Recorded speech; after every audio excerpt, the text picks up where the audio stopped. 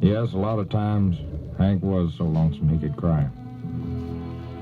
Or make you cry listening to his song. But not all of it, and not all the time. Like any other man, Hank had his other sides, too. He loved to be entertained himself and found baseball games to be one of his major sources of pleasure during those long road trips with the drifting cowboys in the days of no interstates, no buses.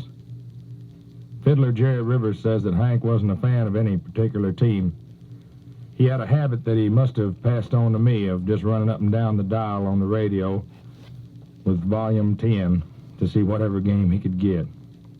He even stocked the car with balls and gloves and bats.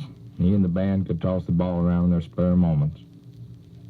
He also had a love for the outdoors, which I've definitely inherited. Hunting, shooting, fishing, riding. That was his way of relaxing and being closer to life. Riding his horse High Life and hunting with his squirrel dogs, fishing with band members, songwriter friends. During one of those fishing trips with a friend, Hank's mind just wasn't on the crappie that was swimming underneath the boat. A friend turned to Daddy and said, "Did you come here to catch 'em or watch 'em swim by?" Daddy said, "That's it." That was the first line. And in just a few minutes, the two of them had started what was to become another one of Hank's standards.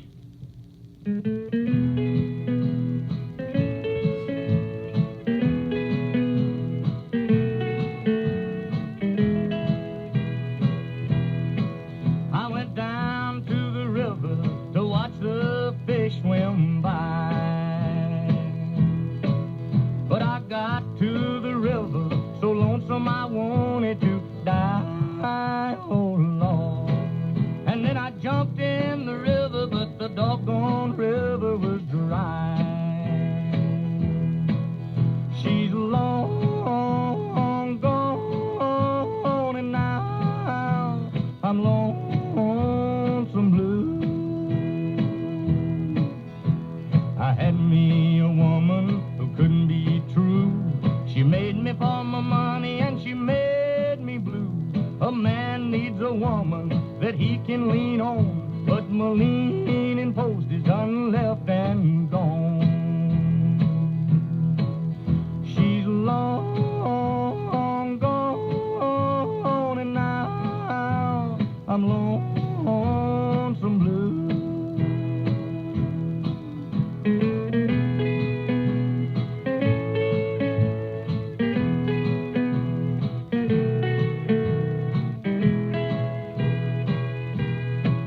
I'm gonna find me a river, one that's cold as ice.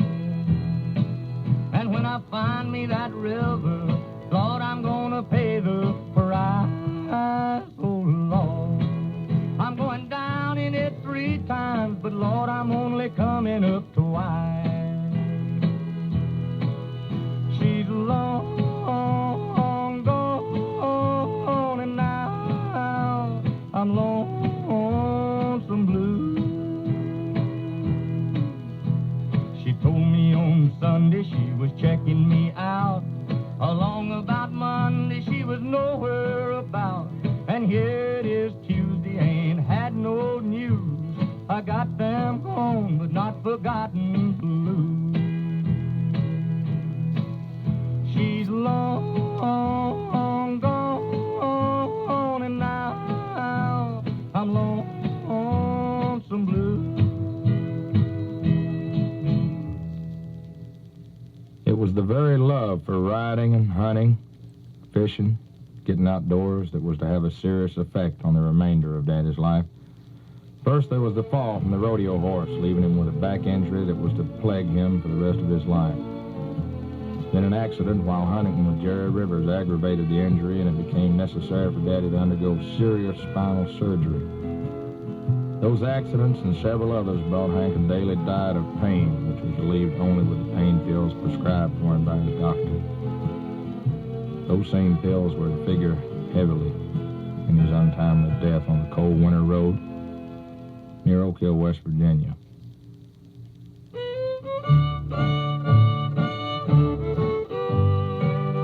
Now you're looking at a man that's getting kind of mad.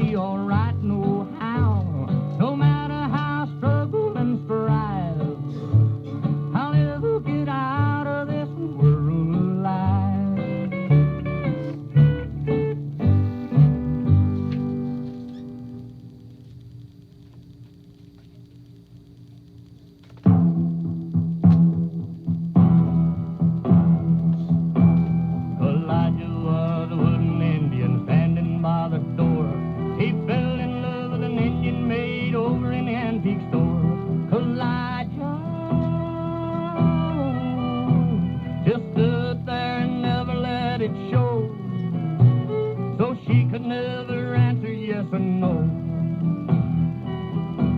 He always wore his Sunday feathers and held a tomahawk.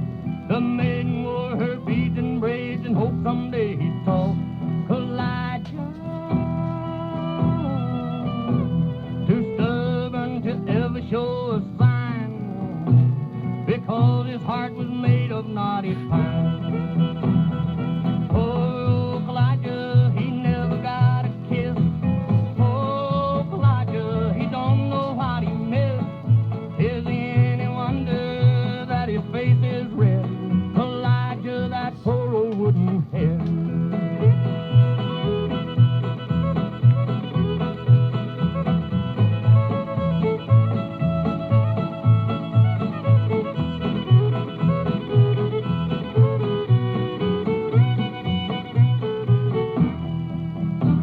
Elijah was a lonely Indian, never went nowhere. His heart was set on the Indian maid with the coal black hair. Elijah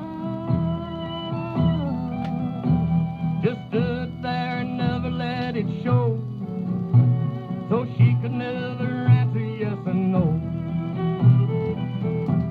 And then one day a wealthy customer bought the Indian maid and took her oh so far away, but old Elijah stayed. Elijah just stands there as lonely as can be and wishes he was still an old pine tree. Oh, Elijah, he never got a kiss. Oh, Elijah, he don't know what he missed. Is there any wonder that his face is red? Elijah, that poor old wooden head.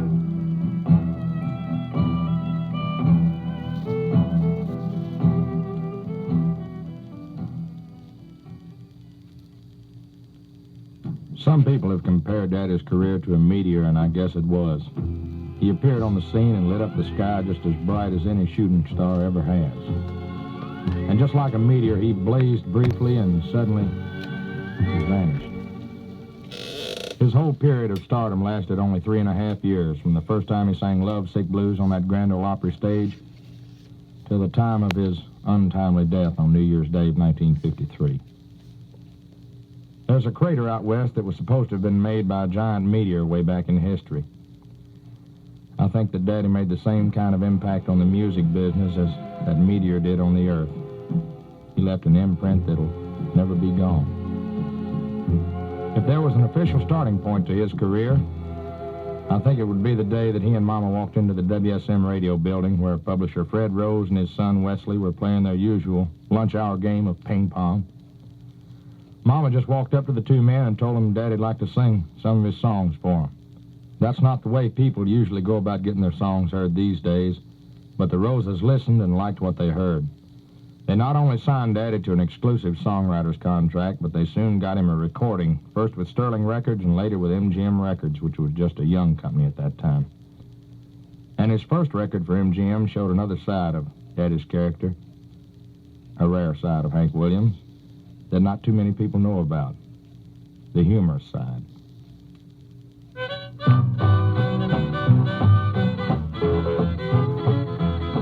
Came in last night at 10:30. That baby of mine wouldn't let me in, so move it on over. Move it on over. Move it on over. Move it on over. Move over, little dog, 'cause the big dog's moving in. She's changed the lock on our front door, and my door key don't fit no more, so get